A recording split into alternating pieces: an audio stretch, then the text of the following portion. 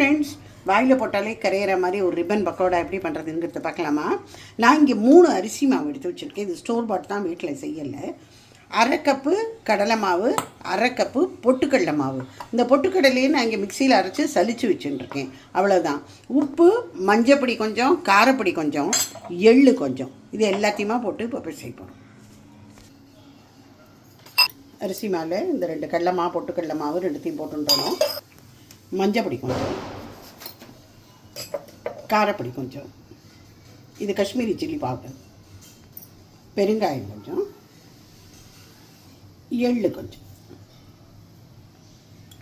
உப்பு. முதல்ல கையால் நல்லா கலந்து விட்டுருக்கோம். இப்போ 1 டேபிள் ஸ்பூன் நல்ல சூடான ஆயில் இதில் விட்டுறணும். நான் வெண்ணெய் எல்லாம் போடுறதில்ல, இதுதான் போடுவேன். முதல்ல கையாலேயே நல்லா கலந்து விட்டுன்றணும். இந்த சூடான எண்ணெயை போட்டப்புறம் இப்போ கொஞ்சம் கொஞ்சமாக ஜலத்தை விட்டு நம்ம பேசணும்.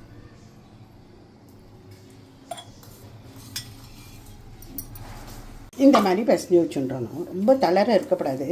இந்த மாதிரி கொஞ்சமாக ஜலத்தை தெளித்து இந்த மாதிரி பசஞ்சு வச்சுன்றோம்.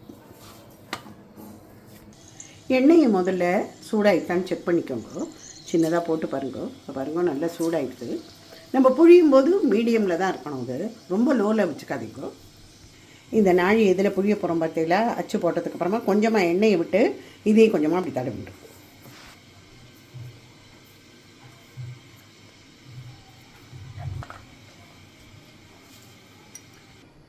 இப்போ புழிஞ்சு விடலாம்.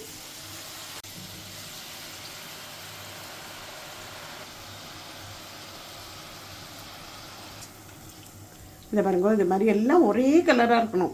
நம்ம 1 பண்ணினாலும் சரி, 10 பண்ணினாலும் சரி, எல்லாம் இந்த மாதிரி ஒரு கோல்டன் கலரில் இருக்கணும். ஓசை அடங்கினப்பறம் எடுத்துடணும், சரியாக வரும். ஸோ நிமிஷமாக இந்த டேப்பு பண்ணிடலாம். நாடா pakoda, ribbon pakoda. So enjoy your Diwali. Bye friends.